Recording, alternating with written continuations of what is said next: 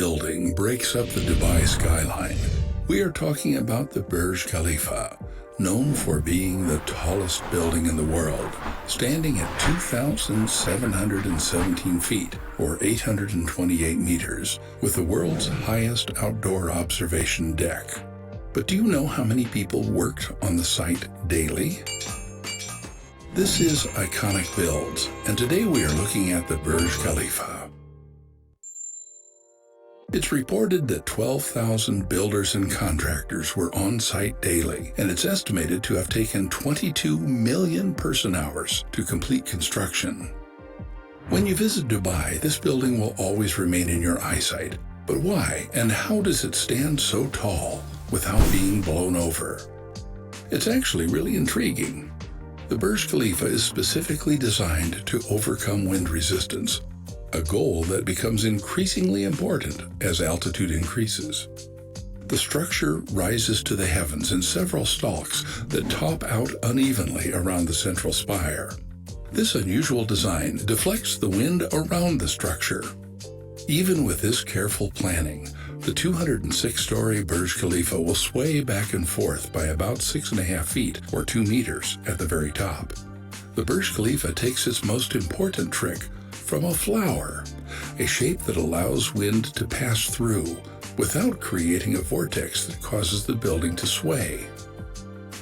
Along with the design and nature's influence, if you want to build high, you must first dig deep. The tower is supported by a large reinforced concrete mat, which is supported in turn by 192 board-reinforced concrete piles.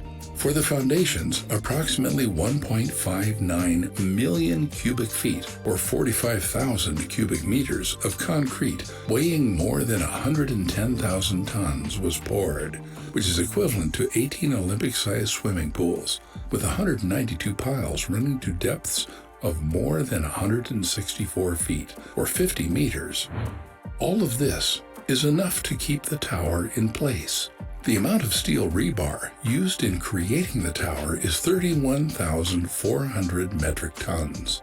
If this was laid end to end, this would extend over a quarter of the way around the world. And along with all that rebar, there were 11.7 million cubic feet, or 330,000 cubic meters of concrete used to complete the tower.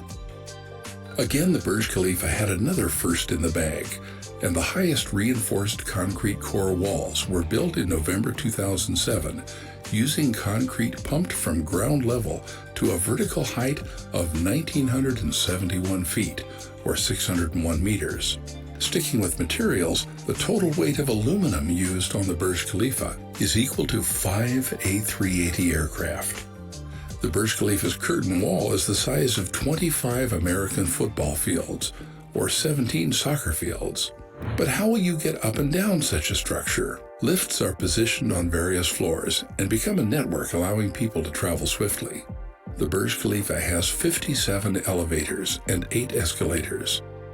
The main service elevator, positioned in the central core of Burj Khalifa, has the world's highest elevator rise at 1,653 feet, or 504 meters.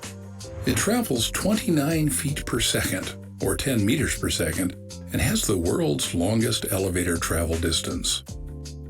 The equipment that powers the Burj Khalifa is housed on 7 double-story mechanical floors.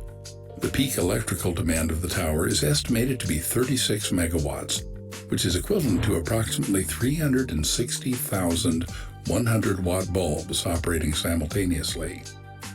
Okay, so the power is sorted, but what about the water? Burj Khalifa's water system supplies an average of 250,000 gallons, or 946,000 liters of water daily. At peak cooling, Burj Khalifa will require about 10,000 tons of cooling, equal to the cooling capacity provided by about 10,000 tons of melting ice. The condensate collection system produces approximately 15 million gallons of supplement water per year, which is equivalent to approximately 20 Olympic-sized swimming pools. This water is directed to the gardens that surround the tower. We know how the building is supplied with power and water, but what happens in an emergency? Emergencies were always on the mind of the architects, and as such, there are 233 miles, or 375 kilometers, of fire alarm cabling. The building service and fireman's elevator is the world's tallest service elevator, with a capacity of 6 tons, or 5,500 kilograms. A king requires a crown, and the Burj Khalifa is no different. Being architectural royalty, the tower has an iconic telescopic spire. The spire was built from within the structure and jacked to its full height of more than 700 feet, or 200 meters, using a hydraulic pump.